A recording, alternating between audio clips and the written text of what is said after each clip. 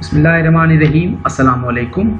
Welcome back to ISB Online Learning Management System. Today is the lecture number 6 for the course of Steel Structures. This course is generally for MSc Civil Engineering with a specialization in Structural Engineering. I myself, Engineer Dr. Muhammad Aslam, Assistant Professor, Department of Civil Engineering, Institute of Southern Punjab, Multan. Today is lecture number 6 and week number 6. So in our today's lecture, we will discuss about the compression members. These are your reference text books. इन books के अलावा अगर आपके पास कोई और book available है related to steel structures design, उसको आप फॉलो कर सकते हैं. Summary of the previous lectures. इस कोर्स में सबसे पहले हमने स्टील, उसके major compositions, steel treatment processes and steel making processes हमने डिस्कस किए. Then we discuss about the structural steel types, built up sections, modern steels, mechanical properties, advantages and disadvantages. उसके बाद हमने types of loads which are acting on the steel structures, load की combinations, उनके लिए हम कौन से फैक्टर्स को यूज़ करते हैं. Then we discuss about the various design methods, load and resistance factor design method, allowable strength design method, limit states and plastic design method जो कि हम यूज़ करते हैं स्टील स्ट्रक्चर्स के एलिमेंट्स को डिज़ाइन करने के लिए.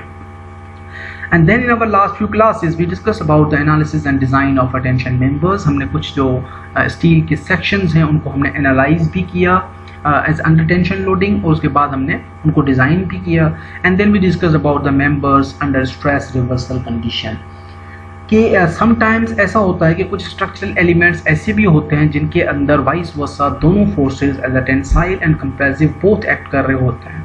उसमें हम एक मेजर इंटेंसिटी को फाइंड आउट करने की कोशिश करते हैं कि अगर इस जो मेंबर के अंदर कंप्रेसिव फोर्सेस हायर हैं तो हम इसको मेंबर को as a compression member design करेंगे, और अगर टेंसाइल फोर्सेस हायर हैं तो हम मेंबर को as a tension member design करेंगे.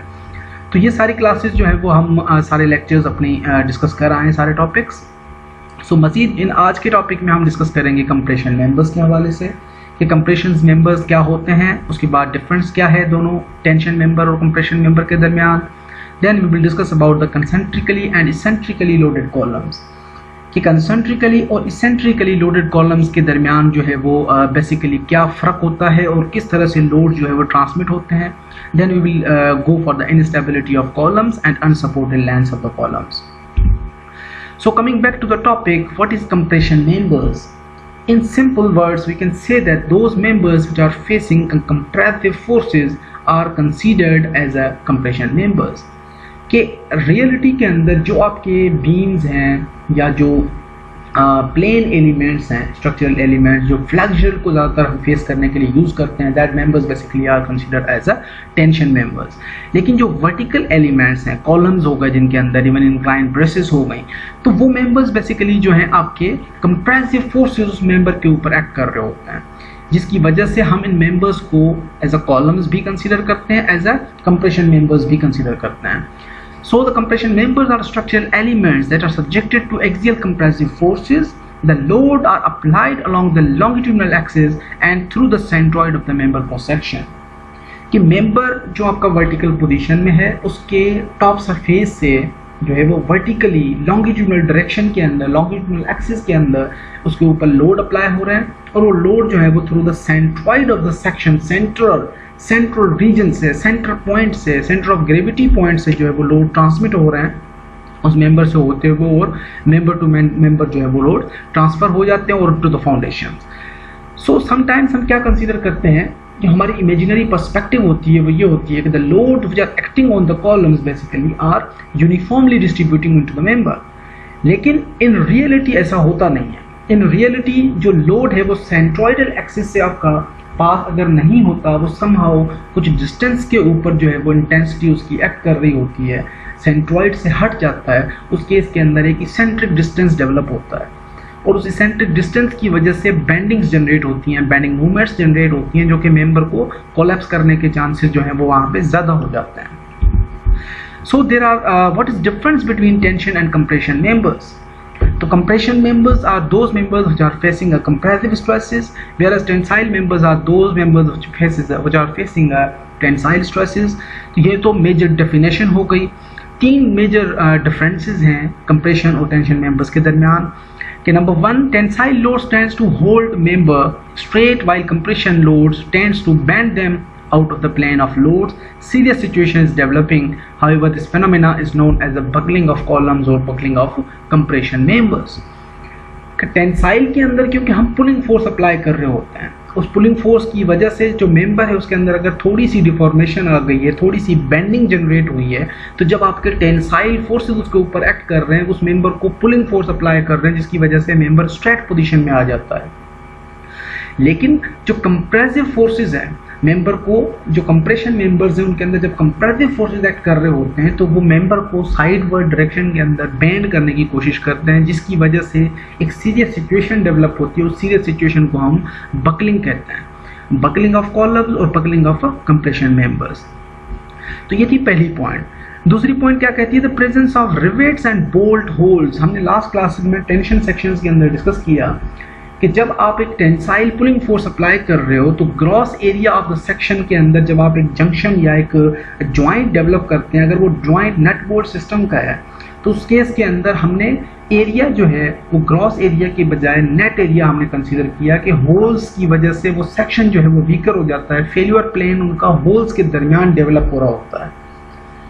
The presence of rivet and bolt holes in tension member reduces the area available for resisting loads। और इसकी वजह से जो आपके होल्स होते हैं वहीं पे फेल्यूर प्लेन डेवलप हो रहा था, वहाँ पे लोड की जो कैरिंग कैपेसिटी है वो वहाँ पे कम हो जाती है। लेकिन जब आप कंप्रेशन मेंबर्स की बात करते हो, मेंबर कंप्रेस हो रहे हैं, तो यही होल्स के अंदर जो नट बोल्ट सिस्टम है, जो आपके बोल्ट्स लगे हुए हैं, वो बेसिकली उस जो होल्स होते हैं उनको वो फिल कर देते हैं और वो एक additional load carrying capacity provide कर रहा होता है मेंबर को। तो इसकी वजह से हम कह सकते हैं कि टेंशन मेंबर्स के अंदर जो कनेक्शन है बाय रिवेट और होल्स का जो बोल्ट हैं उनका जो कनेक्शन है वो उसके एरिया को ओवरऑल रिड्यूस कर रहा होता है। लेकिन in the case of compression members जो नट बोल्ट सिस्टम है बेसिकली वो हमें एक एडिशनल स्ट्रेंथ प्रोवाइड कर रहा होता है। और जो तीसरा मेजर डिफरेंस है इनके दरमियान वो है design stress in tension members. कि जब आप टेंशन मेंबर्स की बात करते हैं, कुछ जो डिज़ाइन स्ट्रेसेस हैं टेंशन मेंबर्स के अंदर वो हम स्पेसिफाई करते हैं around 90% of the yield stresses in gross section के अंदर और 75% हम कंसीडर करते हैं ultimate stress in the effective section. कि जब आप इफेक्टिव एरिया कैलकुलेट कर रहे थे तो उस वक्त जो है वो हम अल्टीमेट स्ट्रेसेस को कैलकुलेट कर रहे थे कि इस बीम की या इस स्टील के मटीरियल की बेसिकली अल्टीमेट स्ट्रेंथ कितनी है, और उसको हम 75% यानी कि रेजिस्टेंस फैक्टर जो है वो हमारा 75% था। और जब हम ग्रॉस एरिया की बात कर रहे थे तो हमारा जो रेजिस्टेंस फैक्टर है वो 90% of the yield strength of material था।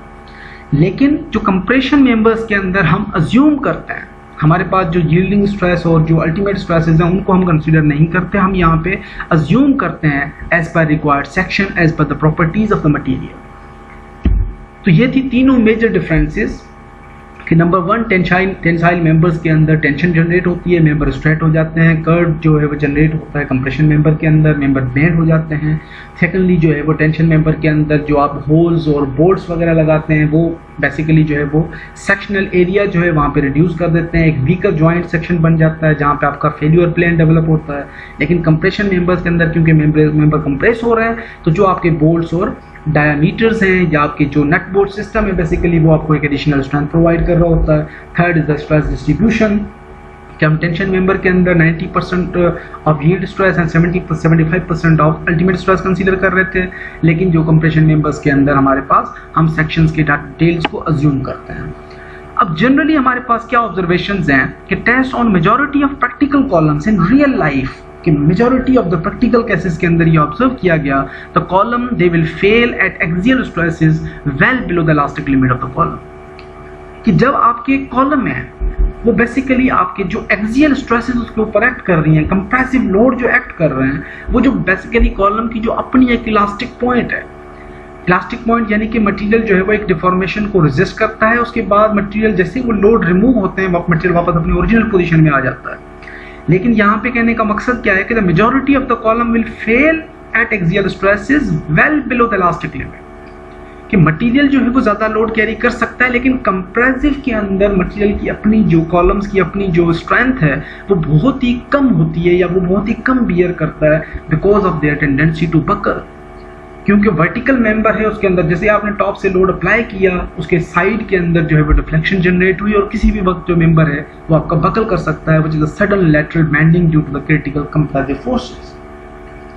And for these reasons, the strength of compression members is reduced in the relation to the danger of buckling, depending on its length of the column and conditions and cross-sectional dimensions. इसी वजह से जो tension members के अंदर हम जब consider कर रहे थे कि हमारे पास जो मटेरियल के लिए रेजिस्टेंस हम फैक्टर जो यूज़ कर रहे थे वो रेजिस्टेंस फैक्टर हमारे कम थे, यहाँ पे हम मटेरियल की जो अपनी स्ट्रेंथ है कंप्रेशन मेंबर्स के लिए बहुत ही कम कंसीडर करते हैं, और क्यों, ताकि जो बकलिंग का फेलियर है वो अपीयर ना हो सके. और ये डिपेंड कर रही होती है तीन मजीद कंपोनेंट्स के ऊपर. एक तो लेंथ ऑफ द कॉलम के ऊपर कि जितनी ज़्यादा लेंथ है कॉलम की, हाइट है जितनी ज़्यादा, उतना ही वो सेंसिटिव है टू द बकलिंग. और सेकंड उसकी एंड कंडीशंस जिनके ऊपर जो है वो एंड के ऊपर सपोर्ट्स हैं. And third is the cross sectional dimensions of course कि सेक्शन किस प्रॉपर्टीज़ का वो किस सेक्शनल की मेजर कंपोजिशंस क्या हैं, कौन सा सेक्शन आपने यूज़ किया है, क्रॉस सेक्शनल प्रॉपर्टीज़ क्या हैं. The longer a column becomes for the same cross section, the greater is its tendency to buckle and smaller is the load it will support. कि स्लेंडरनेस जो आपका ratio है basically वो यहाँ पे factor आ जाता है कि जितना कॉलम आपका लेंथ वाइज बड़ा है वो उतना ही कम लोड को बियर करता है, बकलिंग के चांसेस बहुत ज़्यादा होते हैं. कॉलम जितना छोटा है, when the length of a column compression member increases related to its cross section, it may buckle at a lower load. कि जो लेंथ है अगर वो छोटी है वो लोड ज़्यादा सस्टेन करता है, अगर लेंथ लंबी है, कॉलम आपका लंबा है, तो जो है कम लोड के अंदर जो है वो कॉलम आपका बकल कर जाता है और वो लोड को सिग्निफिकेंटली लोअर इंटेंसिटी जो है वो कैरी कर पाता है. So after buckling the load can not be sustain and the load capacity nearly approaches to zero. अगर बकलिंग अपीयर हो गई तो आपका जो कॉलम है वो एडिशनल लोड कैरी नहीं कर सकता, कि लोड की जो है वो कैपेसिटी वो थोड़ा जो अप्लाई हुआ है ऑलरेडी मेंबर के अंदर वो भी आहिस्ता आहिस्ता रिड्यूस होता हुआ जीरो हो जाता है. The condition of a column at its critical buckling load कि क्रिटिकल बकलिंग लोड के ऊपर जो कंडीशन है will be considered as an unstable equilibrium condition. अब कॉलम जो है वो कोई भी स्ट्रक्चरल मेंबर हम कंसीडर करते हैं as an stable equilibrium, as a neutral equilibrium and as a unstable equilibrium. Stable structure is functional, unstable structure is not in the functional position, और न्यूट्रल जो है वो आपके कम्युलेटिव जो है एक ही कोइंसाइडिंग लाइन के ऊपर जो है वो स्ट्रक्चर आपका बिहेव कर रहा है. अब फर्स्ट केस के अंदर हमारे पास क्या होता है, the restoring forces are greater than the forces tending to upset the system. कि जब आपका एक मेंबर कॉलम कंप्रेशन मेंबर उसके सरफेस से आपने लोडिंग अप्लाई की, अगर मटेरियल की अपनी इंटरनल रेजिस्टेंस जो है वो उसके ऊपर जो इंटेंसिटीज एक्ट कर रही हैं, जो एक्सटर्नल फोर्सेस एक्ट कर रहे हैं, जो कि बेंडिंग और जो है वो बकलिंग को अपीयर कराने की कोशिश कर रहे हैं, अगर मटेरियल की अपनी इंटरनल रेजिस्टेंस जो है वो ज़्यादा होगी जो फोर्सेस के अंदर से जो एक्सटर्नल फोर्सेस एक्ट कर रहे हैं, तो मटेरियल आपका किस तरह से बिहेव करेगा. So due to infinite small displacement consistent with the boundary conditions or small imperfection of a column, a movement is produced in a column trying to bend it. Small imperfection है, column जो है वो बिल्कुल जब आपने fix किया थोड़ा सा स्टील की वजह से, स्टील इटसेल्फ अगर आपका कोई मेंबर है आप स्ट्रेट पोजीशन में नीचे ग्राउंड के ऊपर रख दो, कुछ मेंबर्स आपको टेढ़े पेढ़े नजर आते हैं, तो इटसेल्फ जो है वो इम्परफेक्शन की वजह से भी समटाइम्स जो है वो कॉलम के अंदर मूवमेंट जनरेट हो जाती है. At the same time, due to stress in the material, restoring forces are also developed to bring the column back to its original shape. If restoring force is greater than the upsetting movement, the system is stable. कि आपका अगर material itself column जिस material से बना हुआ है, जो उसकी सेक्शनल डायमेंशंस हैं, प्रॉपर्टीज हैं, इंटरनल उसकी रेजिस्टेंस है, अगर एक्सटर्नल फोर्स से इंटरनल रेजिस्टेंस जो है वो ज़्यादा है तो स्ट्रक्चर आपका स्टेबल पोजीशन में है. अगर आपका एक्सटर्नल फोर्स ज़्यादा है, मटेरियल के अंदर इंटरनल रेजिस्टेंस कम है, तो आपका स्ट्रक्चर जो है वो अनस्टेबल सिस्टम कहलाता है. Right at the transition point जहाँ पे ये दोनों एग्जैक्टली सेम हो जाते हैं, external force and internal resistance of the material, उस पॉइंट को हम जो है वो न्यूट्रल इक्विलिब्रियम कंसीडर करते हैं. The force associated with this condition is critical और बकलिंग लोड. कि ये जो तीनों कंडीशंस थी, स्टेबल कंडीशन, अनस्टेबल कंडीशन और ट्रांजिएंट कंडीशन, कि जो फोर्स अप्लाई हो रहा है बेसिकली इन कंडीशंस को अचीव करने के लिए, that force basically is known as a critical और buckling load. So now we have a concentrically and centrically loaded columns. अब concentrically and centrically loaded columns के अंदर क्या होता है कि in reality the ideal type of column जो हम imagine करते हैं is a concentric column. जिसके अंदर हमारी जो इमेजिनरी पर्सपेक्टिव होता है वो ये होता है कि मेंबर जो है वो सब्जेक्टेड कर रहा है या लोड को बियर कर रहा है, जो लोड उसके मेंबर के टॉप सरफेस के ऊपर जो एक्ट कर रहा है वो थ्रू इट्स सेंट्रॉइड ट्रांसमिट हो रहा है मेंबर के अंदर से, और that member can be considered as a concentrically loaded columns. However, the load is distributed uniformly over the entire cross section. Cross section के ऊपर लोड डिस्ट्रीब्यूट होता है with the center of gravity of loads coinciding with the center of gravity of column. कि loads का itself center of gravity और जो member का center of gravity है वो दोनों एक ही लाइन के ऊपर लाई कर रहे हैं, एक ही सेंट्रॉइड के ऊपर लाई कर रहे हैं. So it will be considered as a concentrically loaded columns. अब रियलिटी में क्या होता है, due to load patterns, live load, slabs, beams आ गए, मेंबर्स आ गए.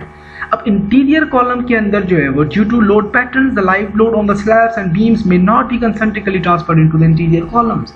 कि समटाइम्स पॉसिबिलिटी है कि इंटीरियर कॉलम्स के अंदर तमाम लोड्स जो है वो सेंट्रली डिस्ट्रीब्यूट हो रहे हो, लेकिन समहाउ जो है वो केसेस अपीयर भी हो सकते हैं कि सेंट्रॉइड एक्सिस के ऊपर लोड एक्ट नहीं कर रहे. Similarly, the dead and live loads transferred to the exterior columns. कि exterior column जो है वो ज़्यादा sensitive होते हैं, are generally having a large centricities. कि centroidal axis के अंदर लोड आपका एक्ट नहीं कर रहा होता, वहाँ पे मेंबर्स के अंदर वहाँ पे higher eccentricities होती हैं, as the center of gravity of the loads will usually fall well on the inner side of the column. कि जो लोड्स का सेंट्रॉइड है, लोड की जो डिस्ट्रीब्यूशन है, जिस पॉइंट के ऊपर कॉलम के ऊपर वो एक्ट कर रहा है, वो आपके कॉलम के जो सेंट्रॉइड है उससे काफ़ी अंदर की तरफ होता है. तो ये centroid of the member to centroid of the loading point जो डिस्टेंस है, that distance basically is known as a eccentric distance. So now in practice majority of the columns are eccentrically loaded compression members. कि real life के अंदर जो members हैं, compression members हैं, वो basically जो हैं वो आपके मेजॉरिटी के अंदर इसेंट्रिकली लोडेड कॉलम्स हैं. Slight initial crudeness, eccentricity of loads and application of simultaneous transverse loads produce significant bending movements as the product of high axial loads multiplied with the eccentricity. अब ये जो हमारे columns थे कि जब आप steel के, जैसे मैंने बताया अभी थोड़ी देर पहले, कि जब आपके स्टील के मेंबर्स हैं उनको आप इवन स्ट्रेट ग्राउंड के ऊपर रख दो तो बहुत सारे मेंबर आपको बिल्कुल 100% स्ट्रेट नज़र आ रहे होंगे, लेकिन कुछ मेंबर्स देमसेल्फ जो हैं वो थोड़े से टेढ़े नज़र आ रहे होंगे. That point basically is known as a initial crudeness. थोड़ा सा उसके अंदर टेढ़ापन और इसेंट्रिसिटी